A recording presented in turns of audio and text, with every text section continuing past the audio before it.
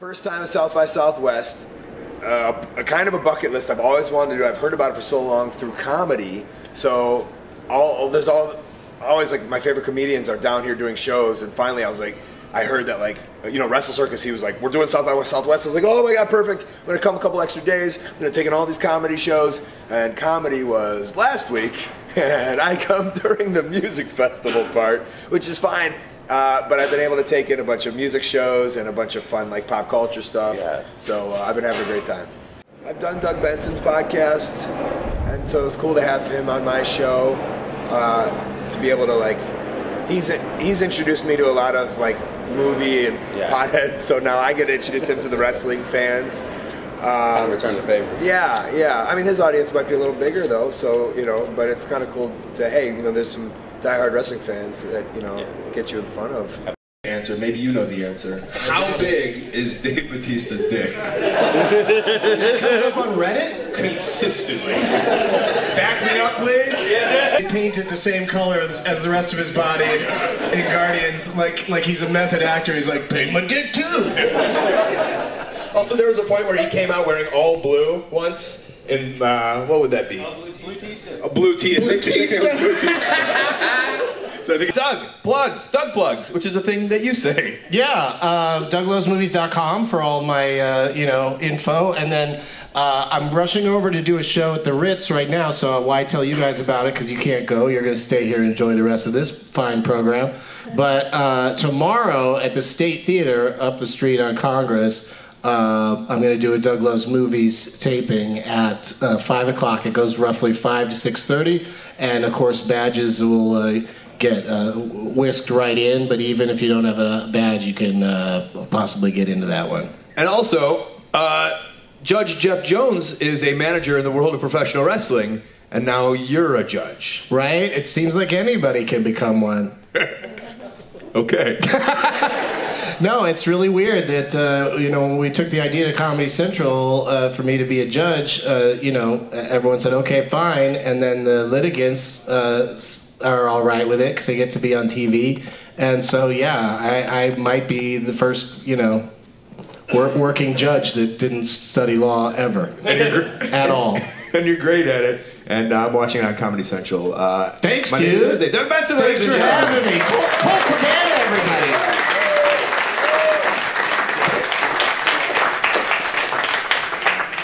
All right, I have now gotten a weird contact high. Are you stealing my swag? Checking it out. Oh. Please welcome the next guest to the couch/chair, Leva Bates, everybody.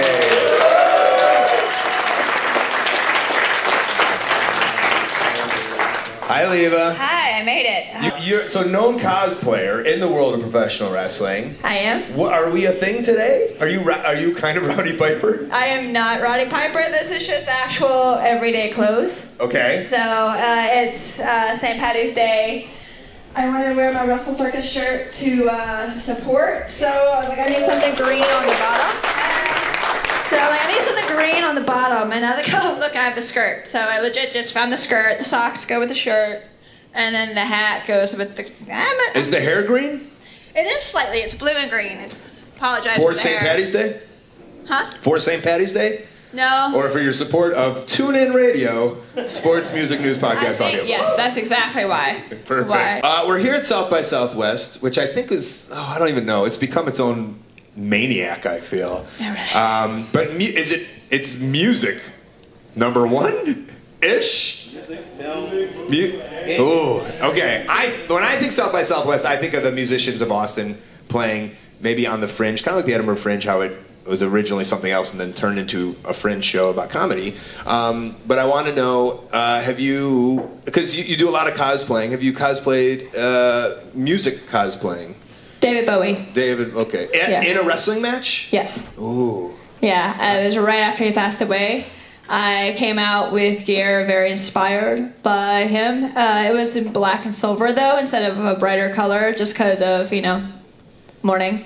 So, plus I was also doing kind of a darker thing at the time, so. Sorry, I stepped on my own joke, which was awful. Awful. Awful. That also seems to be a theme of me talking about dead musicians. I apologize. Have you ever dressed up like George Michael before? I have not, unfortunately. I haven't got there yet. He probably would have dug it.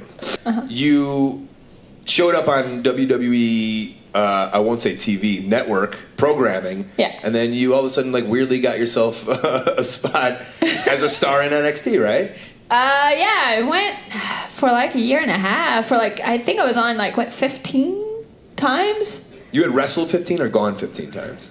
Some of them were like run-ins or just appearances, small like, hey, I'm here. Like one of them was, wow, why do we keep bringing up people that died? When Dusty Rhodes passed away, they had me as part of the big thing. So I've done weird DVD appearances, like for the Dudley Boys. Their DVD, I show up on there. It's like random, where's Waldo, where's Blue Pants? I just keep popping up random places. But I like the idea here in the Brazzers room of you going, I do these weird DVDs for WWE, for the Dudley Boys.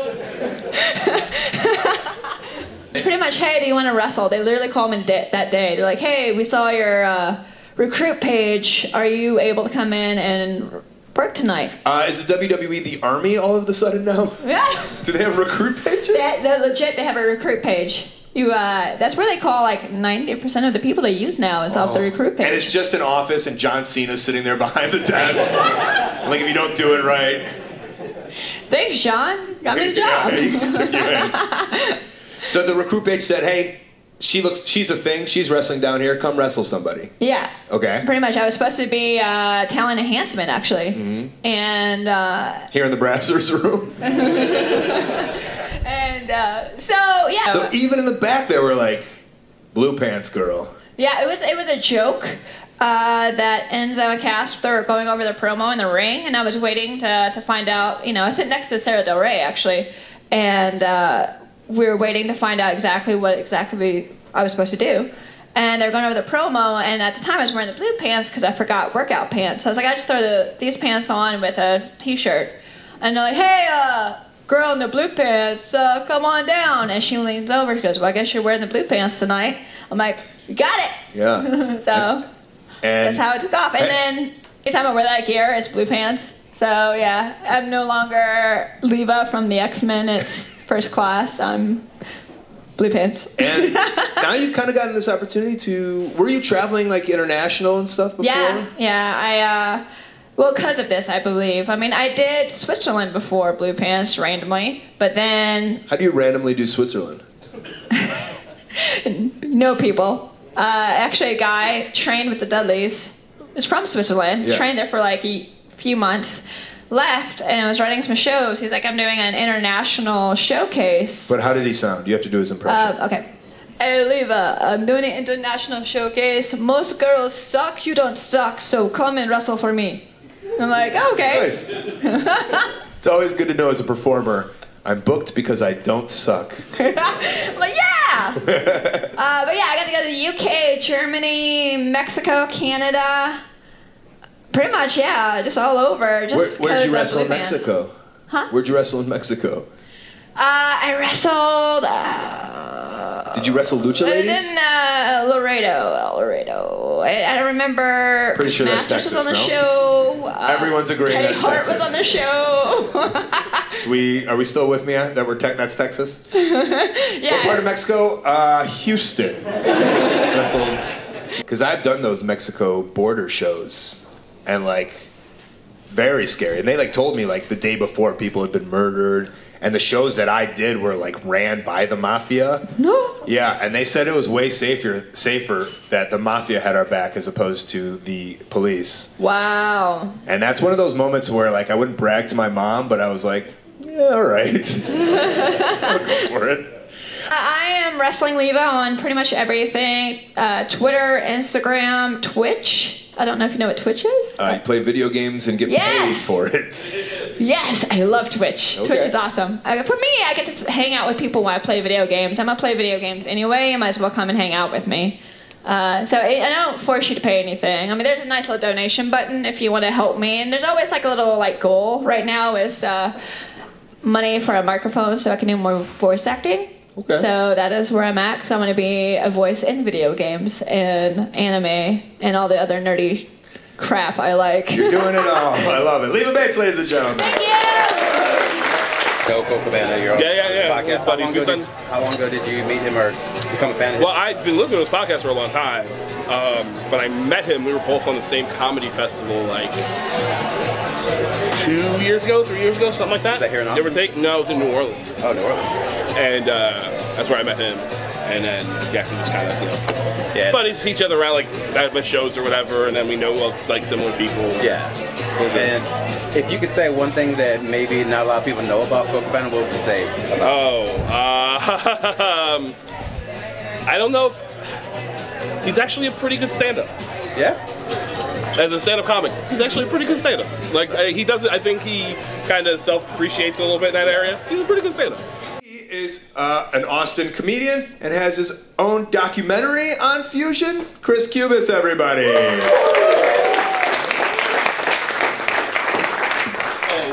What's going on? Let me get this little microphone here. I'm going to take this out. Did I say that? It was a documentary series. It's like a documentary special. Yeah, it's on Fusion. There's no wrestling in it, unfortunately. But you get just... I got a bunch of money. So the premise was that I wanted to live like the 1% for 30 days. So give me some money and let me do that. And Fusion was like, sweet, let's do it. And I said, you are stupid. I thought this idea up on the bus. So you could have said, I want to know how John Cena lives. Yeah, theoretically, but I don't. I've watched like 2 episodes of Total Divas. That seems like a nightmare to me. He's too tense. Barely you have to take your shoes off. Right? Yeah, I'm not doing any of that. And I heard a rumor that you're not allowed to poop in his house. Yeah, can I just make it weirdly political right off the bat? Okay, hold on. Jesse Ventura was a thing. Bob Backlund voted for president. You're going the wrong direction. Oh. I don't watch WWE programming anymore. I canceled my network subscription. I just subscribed to High Spots, and I'm indie all the way through. I can't. There you go. I can't support. I'm trying not to have a platform, but they bought their way into the Trump administration, and that's like, if you paid money to run the lunchroom on the Death Star, like you're just a monster. So you're not getting my money anymore, and now I just watch. I go to Wrestle Circus all the time. I was there when Leva did Nakamura. That was fantastic. Yeah. Can I just leave and make this our podcast where you shit on WWE? It's not like they were gonna hire me anyway. I'm not taking a bump. What am I gonna do? You were holding off to get that writer's job. Yeah. No, absolutely not. So did Suki Sales have a talk show? He was talking like a radio show where people would call in. He was a comedian, right? Yeah, he was like an all-time comedian. But in New York, he had an AM talk show, and it was like whatever. He'd have guests or he'd talk. It was a stupid talk show. So for you're old sitting people. there with your. Sorry, did you say your mom or your? My mom, yeah. You're sitting there with your mom, begrudgingly listening to Suki I was just like, Sales. I'd be in the house, and then my mom was like, oh, hey, that wrestler guy you like is going to be on. And I was like, oh, Hulk Hogan? I said, no, it's Bobby the Brain Heenan. But, of course, I'm going to call in to the radio show and yell at Bobby the Brain Heenan because he turned Andre against Hulk, and I'm 6 years old and very angry. So I called in to the radio show. I got on. There's a tape of it somewhere. My mom has a cassette of it somewhere. And I'm literally just like, I want to, why did you turn Andre against? And Heenan just proceeds to shit all over me for like 5 minutes. And like classic Heenan, like one-liners, just riffing. And he's like, I can't watch you grow up. Like just brutalized me. And it was one of the happiest moments of my life. Why were you happy about that? Because one, I think even at the time, I definitely thought it was real when I was a little kid.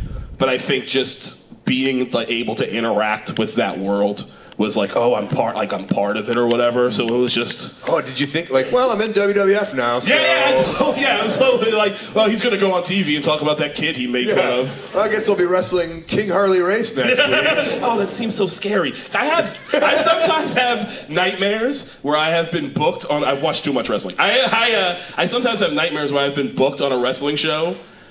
But I know that I don't know how to wrestle, but I don't know how to back out of being booked in the match.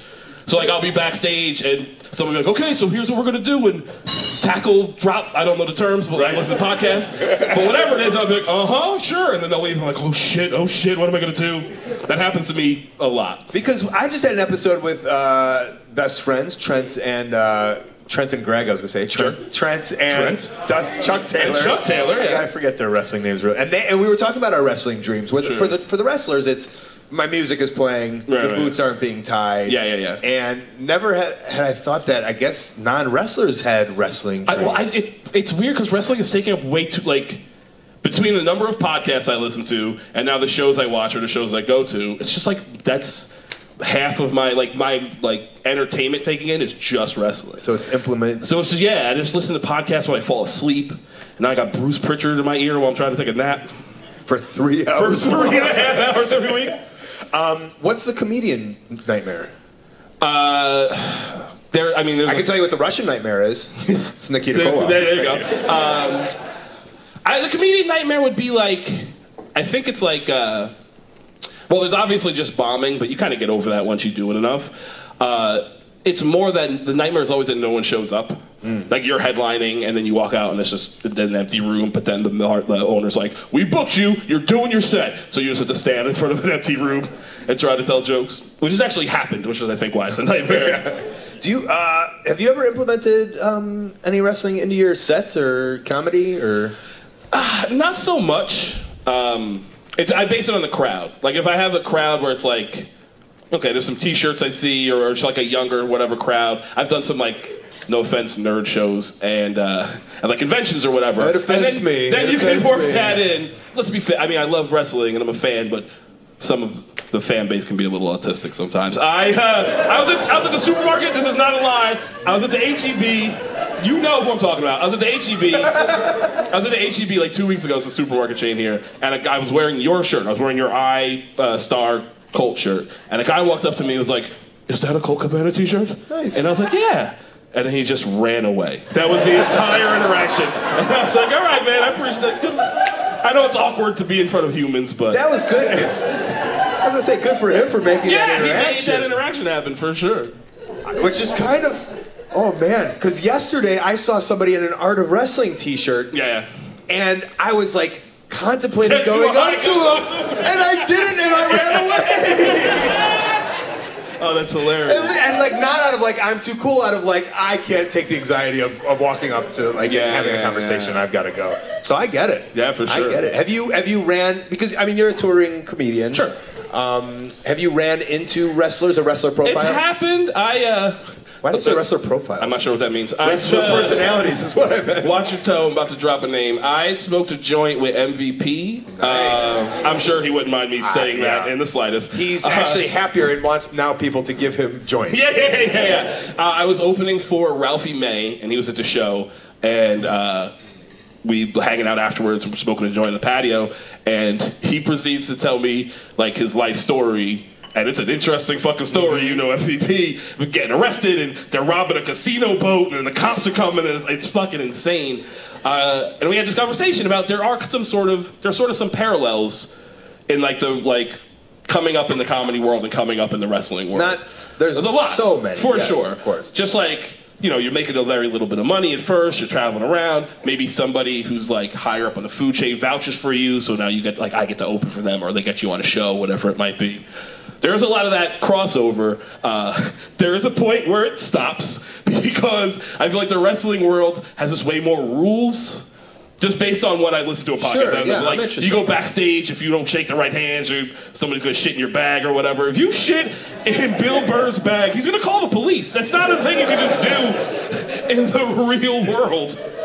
You're allowed to do that in wrestling. Yeah, from what and people think it's hilarious. Hold on, but Bill Burr can easily shit in your bag. I'm calling the cops. That is a hate crime. If Bill Burr shits in my bag, Tawana Brawley shit, eh? I'm sorry, that was a reference just for Mike. You're gonna call the cops on that? Absolutely! Every time I hear a story about JBL abusing somebody in the shower, I'm like, that is a sexual assault, that is not hazing.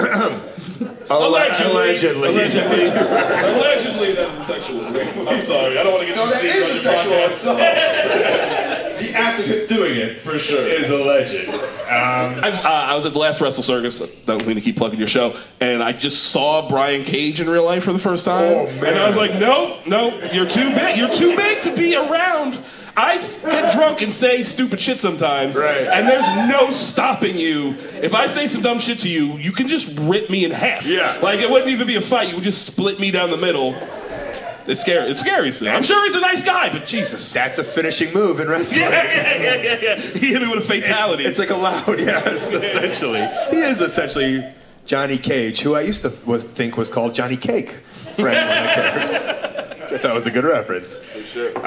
Chris, great. Where are you at on the internet, buddy? ChrisCubasComedy.com, at Chris Cubas on Twitter.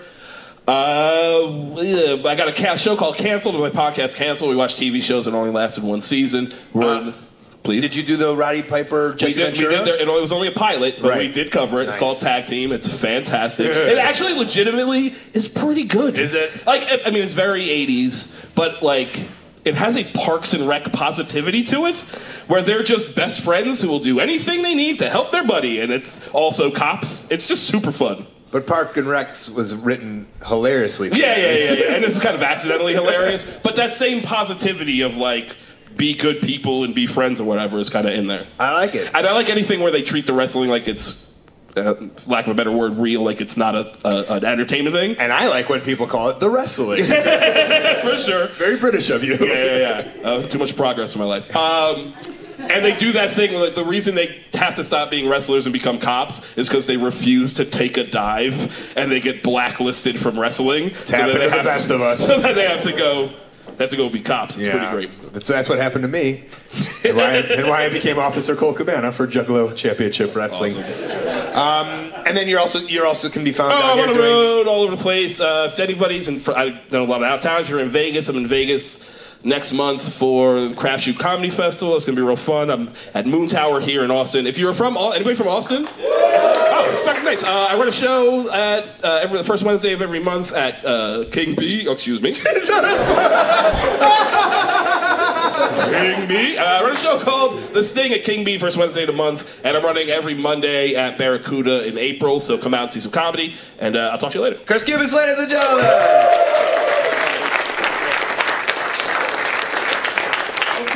Did he say I was a good comedian? I said, tell us something that not many people know about Colt Cabana. He said, one thing that people don't know is that he's really good at doing stand-up comedy. I don't know. I'm okay.